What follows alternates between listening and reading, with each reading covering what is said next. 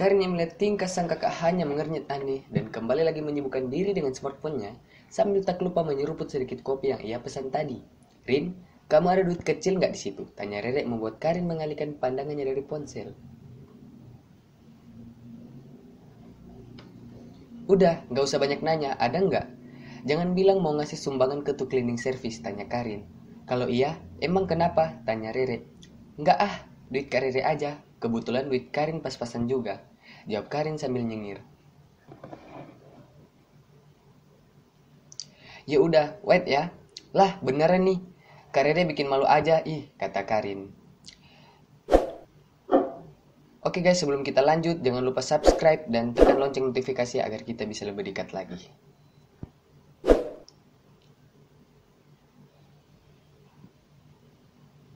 Saat tiba di luar, Rere tersenyum saat memandangi pria itu dari samping. Ternyata, baru saja ia lihat wajah pria itu nggak jelek, bahkan dalam hatinya mengatakan cukup tampan bagi seorang yang bekerja sebagai cleaning service. Sadar ada orang lain yang sedang memperhatikannya, pria itu lalu menoleh ke samping kiri. Lalu ia mengangguk sopan ke depan Rere.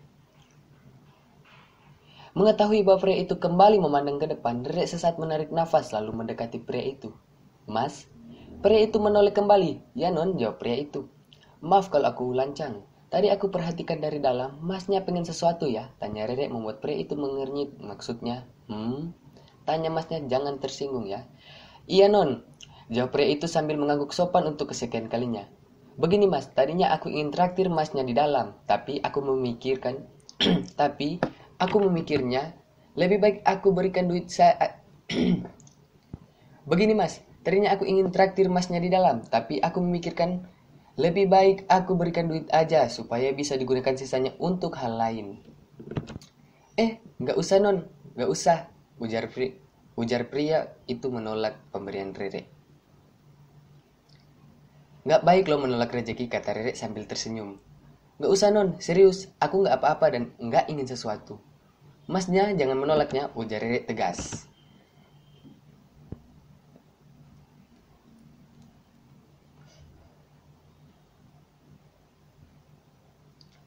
Waduh, merepotkan banget nih non. Padahal Rere memutus ucap pria.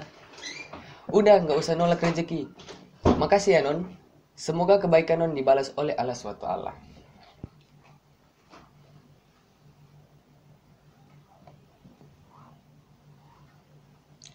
Aku permisi ya non. Iya mas, hati-hati. Segera pria itu bergegas pergi dari tempat itu karena ada sesuatu hal yang sebetulnya tak diketahui oleh Rere.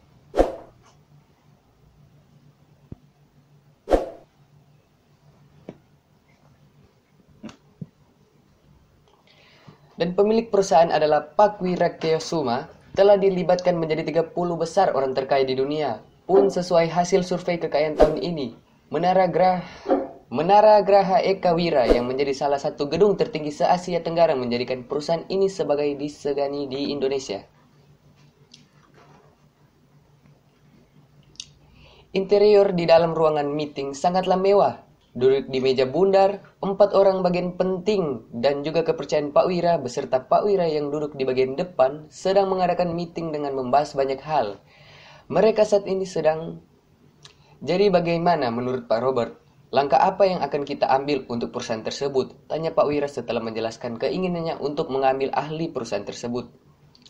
Ya, jelas Pak Wira telah menjelaskan ada 3 pilihan yang akan ia lakukan, yaitu apakah mereka akan melakukan merger,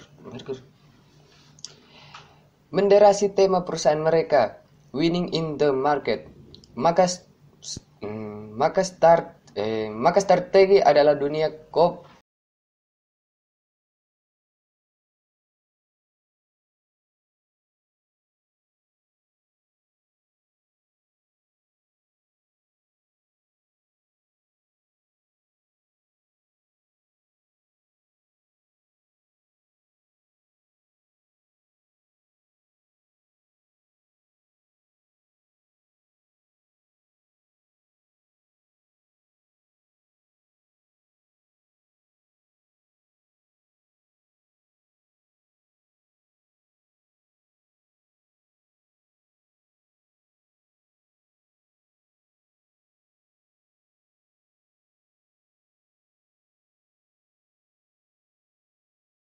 Membayangkan kejadian itu, pantas saja Laila merasa khawatir mondar-mandir di depan rumahnya saat suaminya diserang di lokasi guest house-nya itu. Terus Ustadz, karena kejadian ini apakah mungkin Ustadz Jamal pelakunya? Tanya Royhan. Ustadz Boim tak menjawab pertanyaannya, ia meneruskan ceritanya lagi.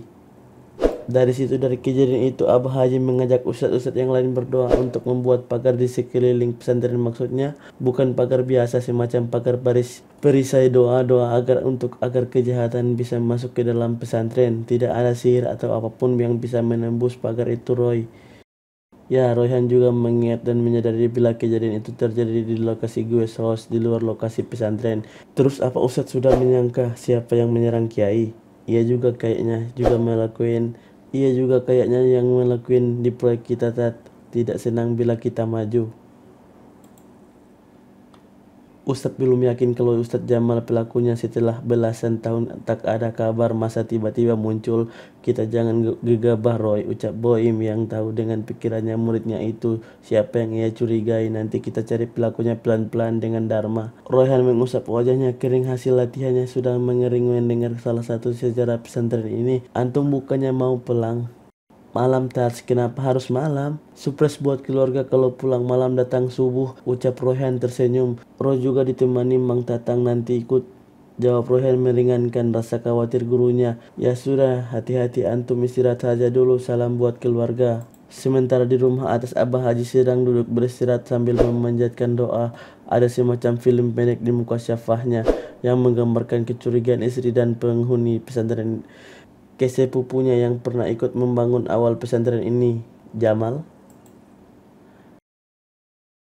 Nama itu terlintas di muka syafnya karena pesantren menyebut namanya, bahkan oleh istrinya sepupu, seorang yang memiliki sifat yang amat keras dan watak amat jelek. Berkali-kali ada Haji menembus penglihatan melalui muka syafnya. Apa benar Jamal pelakunya? Namun setelah diteliti, bukan Jamal, ini kekuatan yang lebih besar yang diperkirakannya. Namun anehnya di film pendek itu, Abah melihat Royhan di dalamnya juga